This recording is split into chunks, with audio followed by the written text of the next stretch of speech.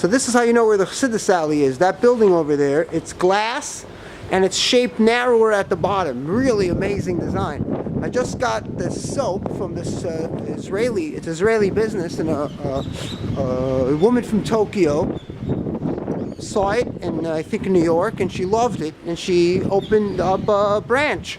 And it's amazing because this was a secular idea, but it led her to be very friendly and go to Tel Aviv, and they had parties with this soap. It's really the Dead Sea stuff, and it's not the stuff you get at the mall. It's some really good fine soap. And it was a secular transaction, really, but it led her to be at a party with the Shliach Rabbi Edry, the Meshachist, the amazing guy. Everyone loves him, and he was at the party at the Israeli consulate, and she was there, and she was videoing him lighting the menorah. So it's interesting. She has no mezuzah on her shop, but interesting because you would think she would have it because of the, here's my street, and I'm going to go home this way. You would think she would have it because, like, Danny Manny owns a hotel in Malibu where we were Rosh Hashanah, and he had a big, huge, marble, beautiful mezuzah when you come into the hotel. And he's not there. It's not his office, let alone not where he stays. But he put up a mezuzah.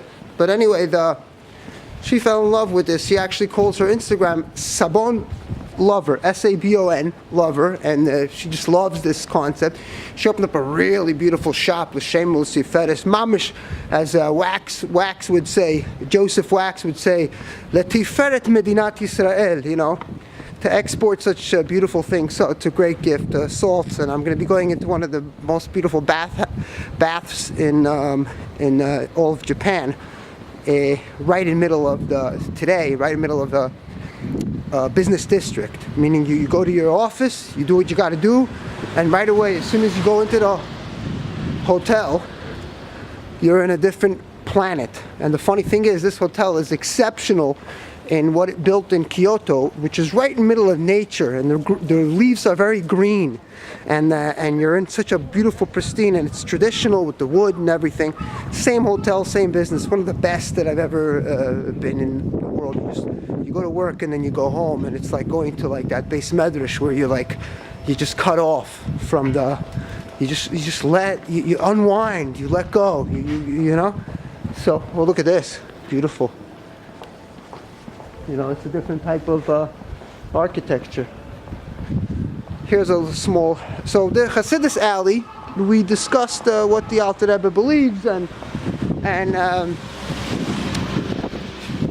is there an order to Chabad Chassiduss, which means could you say that Chabad Chassiduss discouraged certain types of beliefs and behaviors, like is it orderly, or is it anyone could add or take off? Meaning somebody could find, someone could say I'm a chassid of the Alter Rebbe, and so on and so forth. And I also believe in. Oh, there's a beautiful park, and that's a beautiful car. So could you actually do that? And actually you know, reconcile it. Many people throughout the ages have tried to reconcile their beliefs, right? So beliefs and behaviors, which behaviors would be a sign of your belief. Like if this guy drives on Shabbos, so how could you say that he's like a frum yid? And it's like, you know, but he fasts every Monday and Thursday. You know, he can play, but certain things that the masses won't accept. So anyway. What was I going to say? So the Chassiduss, it's based on Baal Shem Tov, which is just spiritual stuff. Like what happened if you look at a beautiful woman. So the Baal Shem Tov says, instead of panicking, or I think it's in Kesef Shem Tov, whoever wrote it, doesn't matter. It says instead of panicking, so you should just think about Hashem, who creates a beautiful woman, which would be like crazy to a believer to even go there, to believe that.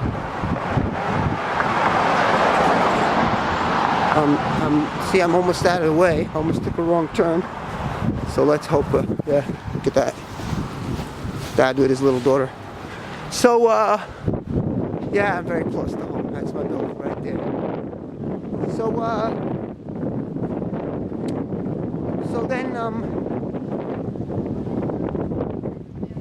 so Alter Rebbe is a Litvak, and then he combines halacha. You know, he writes a Shulchan Aruch, and he combines it with Chassiduss.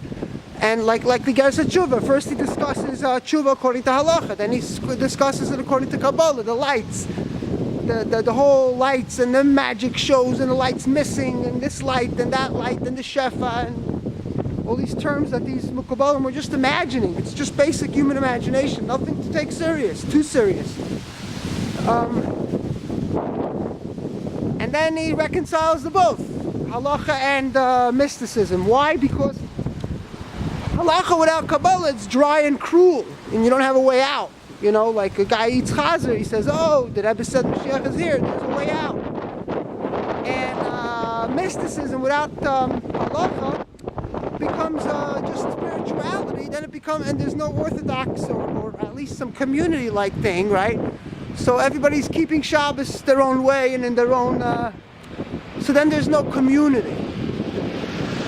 And, oh, here it is, it's my building. There you go. So that's the fear of,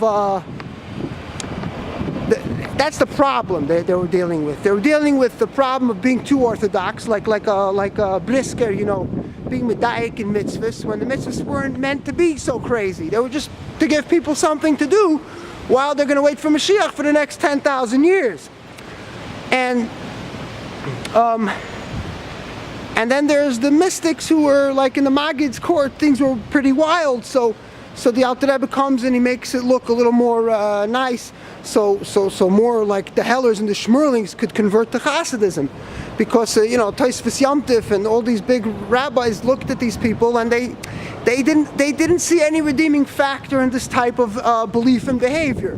They looked at it as wild and they looked at it as dangerous in the future. These guys are just going to do whatever they want because they don't have any kavod for Chachamim.